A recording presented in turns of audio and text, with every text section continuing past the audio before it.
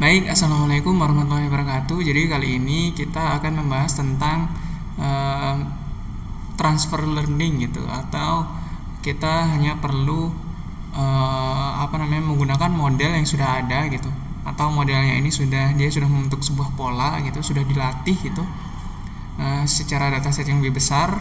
Nah, kemudian kita perlu mentransfer dari si model tersebut itu untuk disesuaikan dengan kelas-kelas atau uh, spesifikasi-spesifikasi yang akan kita tentukan gitu, atau label-label yang akan kita tentukan gitu.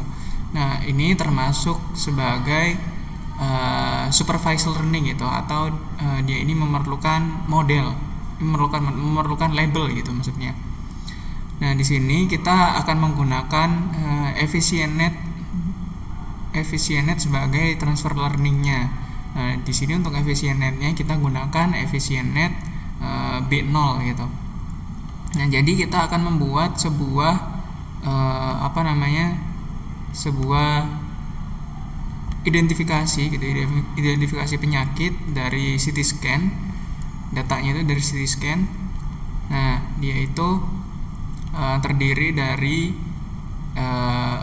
sebenarnya 8 kelas gitu, tapi 8 label gitu, 4 label gitu. Jadi di sini ada no impairment atau dia tidak ada gejala, CT scan otak yang tidak ada gejala, dan juga sampai ada yang otak yang ada gejala sebagai terkena penyakit Alzheimer gitu, melalui CT scan gitu.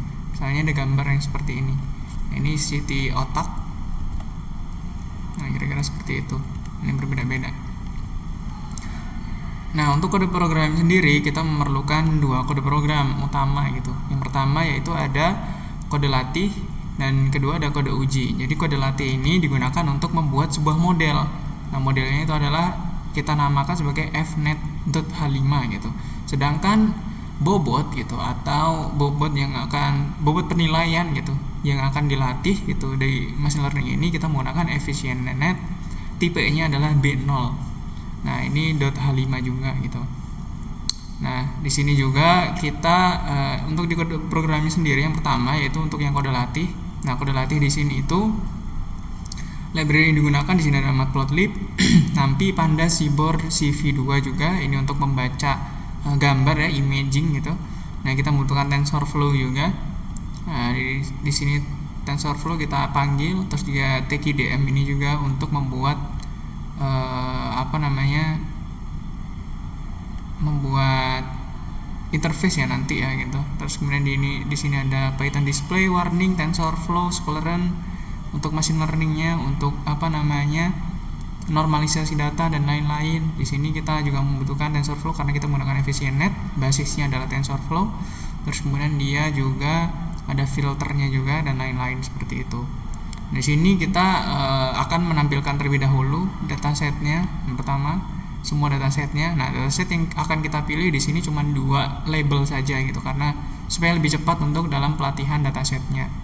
Nah, ini untuk normalisasi palet warnanya, dark red dan green, atau DRB bukan RGB ya. Nah, di sini juga labelnya. Nah, kita kasih label, kita cuma butuh label yang moderate impairment sama no impairment. Jadi dia ini gejalanya sudah cukup, yang paling yang paling parah, dan di sini juga dia ada gejala yang tidak ada gejala gitu maksudnya. Nah, di sini untuk X dan Y trainnya. Nah, kita combine si datasetnya ini. Bukan combine, maksudnya ini folder ini combine dataset. Terus kemudian kita pilih yang train karena kita datasetnya itu ada di folder train. Sedangkan untuk tesnya nanti kita akan coba untuk mentesnya gitu di kode program kode uji gitu. Sini untuk menampilkan sampel image-nya terlebih dahulu gitu sebelum dilatih. Nah, setelah yakin langsung di close saja, nanti ada. Nah, terus kemudian di sini kita normalisasi datanya terlebih dahulu, termasuk split, convert label. Nah, di sini setelah dinormalisasi kita akan memanggil si model efficient net-nya. Nah, ini yang ini B0 ini. Nah, ini kita panggil. Nah, untuk transfer learning-nya ini sendiri gitu. Terus juga ini ada callback, ada trainingnya juga. Nah, di sini juga ada plot untuk validasinya gitu. Seperti itu. IPOH-nya juga kita setting di 12 ya. Ini di IPOH-nya 12, kita setting di 12 atau iterasinya sebanyak 12 kali, melatih datanya itu selama 12 kali. Nah, terus kita juga ada grafiknya juga, akurasi dan loss. Ada prediksi juga, laporan hasil dari si data trainingnya itu nanti dilaporkan. Terus juga kita akan membuat confusion metric gitu, seperti itu. Nah, setelah di run si kode latih ini, dia nanti akan menghasilkan dia akan nanti seperti ini. Nah, ini salah satu prosesnya. Nah, ini IPOH-nya sampai 12 ya, seperti tadi. Terus sebelum melatih dataset, nah di sini itu dia akan menampilkan data sampelnya terlebih dahulu gitu, dari impairment dan moderate impairment gitu. Kira-kira sudah sesuai atau belum. Nah, kalau sudah sesuai nanti kita close aja. Nah, setelah di close dia akan memulai di proses yang ini tadi. Selanjutnya juga di sini ada conversion metric dari hasil si datasetnya. Nah, di sini ternyata semua gambarnya itu dapat terdeteksi gitu, atau sangat sempurna gitu untuk gambarnya sendiri gitu. Jadi di sini akurasinya bisa dibilang 100% gitu. Jadi no impairment, dia juga no impairment di X dan di Y-nya, no impairment sama-sama. Nah, sini sedangkan di moderate impairment-nya dia semuanya juga di sumbu X dan sumbu Y juga dia seluruhnya dapat terdeteksi sebagai moderate impairment. Nah, ini untuk si grafik data training dan loss-nya gitu. Nah, ini sudah cukup bagus ya, sudah sangat mendekati gitu. Ada beberapa anomali saja gitu di awal gitu, tapi seterusnya dia konstan, dia sesuai dengan data aslinya, akurasinya seperti itu.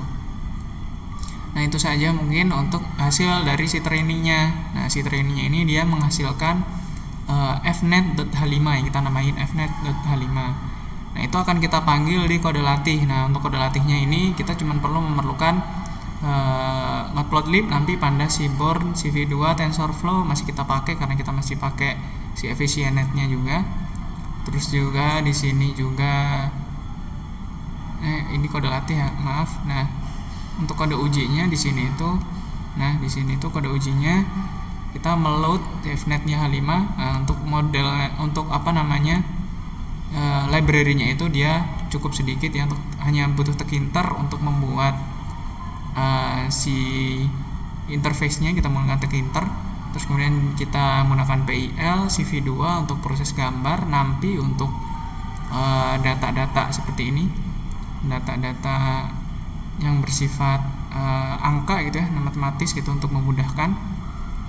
Terus juga kita membutuhkan TensorFlow gitu, karena kita meload modelnya itu ada fnet-nya berbasis TensorFlow seperti itu. Kita panggil, terus kita masukkan fungsi prediksinya dan lain-lain. Nah, kita masukkan di sini label-labelnya yang sudah kita uji tadi, impairment dan no impairment. Nah, ketika P-nya sama dengan 0, nah dia akan didefinisikan sebagai no impairment atau tidak ada gejala gitu. Nah, sedangkan kalau P-nya adalah selain 0, maka dia adalah termasuk moderate impairment gitu, atau ada gejala gitu, gejala yang cukup gitu, sebagai diklasifikasikan sebagai orang yang terkena Alzheimer seperti itu. Sini filenya juga fungsi prediksi, dan ini tombolnya untuk tekinternya, dan ini untuk GUI window-nya itu kita bentuk seperti ini. Nah, tadi setelah di run dia akan menghasilkan GUI seperti ini. Nah, di sini tinggal kita masukkan saja. Kita akan coba browse, kita akan ke data. Nah, misalkan kita ke data yang tes ya, bukan train ya.